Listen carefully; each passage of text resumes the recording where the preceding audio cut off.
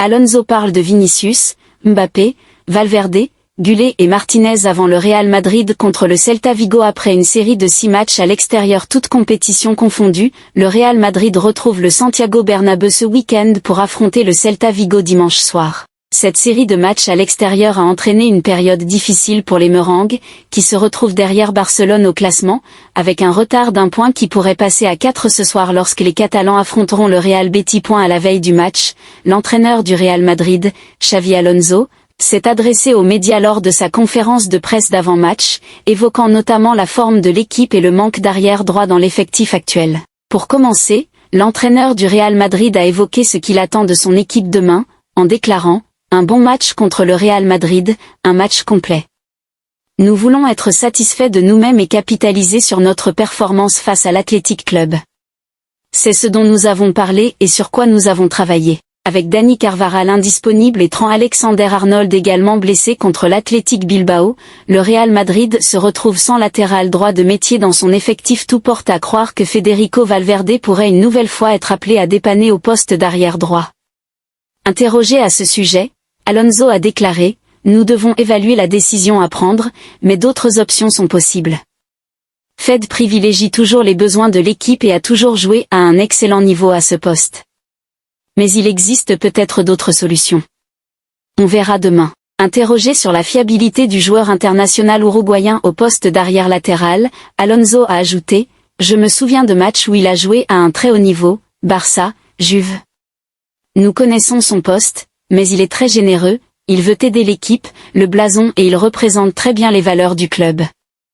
L'avoir est un luxe. » Après 3 matchs sans victoire en Liga, le Real Madrid a décroché un succès face à l'Athletic Club, et ce, en livrant une prestation convaincante. Interrogé sur le point de savoir si cette victoire marquait un tournant pour l'équipe, l'entraîneur a répondu « C'était un bon match, je l'ai dit. Complet, équilibré. Et maintenant, on veut continuer sur cette lancée.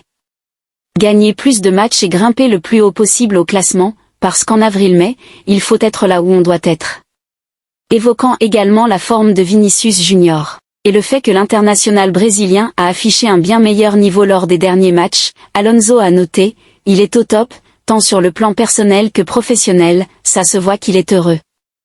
C'est dommage qu'il n'ait pas marqué en Grèce ni à Bilbao, mais quand on le voit sourire, ça donne beaucoup d'énergie à l'équipe. Il est essentiel qu'il soit dans cet état d'esprit. J'espère que demain il pourra concrétiser ses sentiments par un but. » Kylian Mbappé a été le joueur clé du Real Madrid cette saison et vise désormais le record du plus grand nombre de buts marqués en une année civile pour le club, actuellement détenu par Cristiano Ronaldo.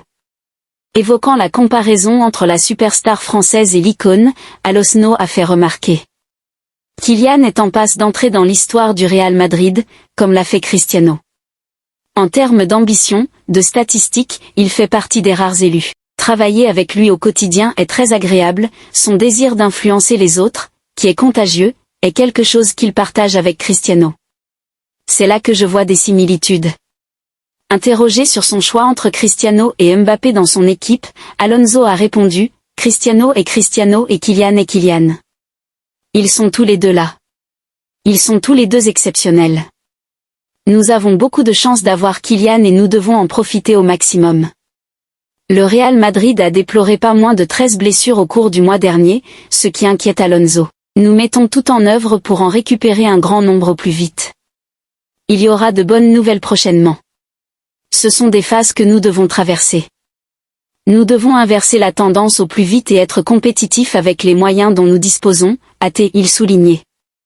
L'entraîneur a ensuite évoqué Arda Güler, dont la forme a légèrement baissé après un début de saison prometteur, en déclarant « Il est capable d'évoluer à différents postes et d'influencer le jeu selon les besoins de l'équipe.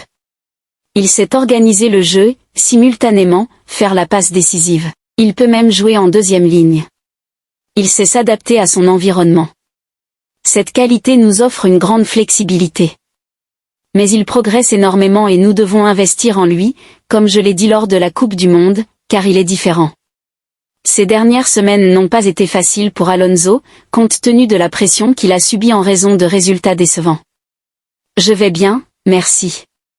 Je sais où je suis, je connais les exigences du club et je sais qu'il faut savoir se contrôler pour s'en tenir aux fondamentaux. Il faut être autocritique, mais sans se culpabiliser, a-t-il reconnu à propos de sa propre situation.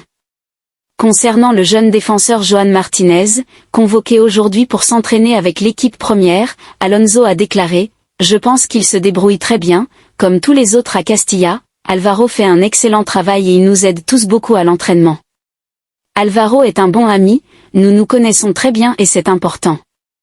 Joan a été appelé, si nécessaire, il aura sa chance. Comme nous le répéterons plus tard, pour conclure, on a demandé à Alonso s'il était possible d'utiliser Eder Militão au poste d'arrière droit.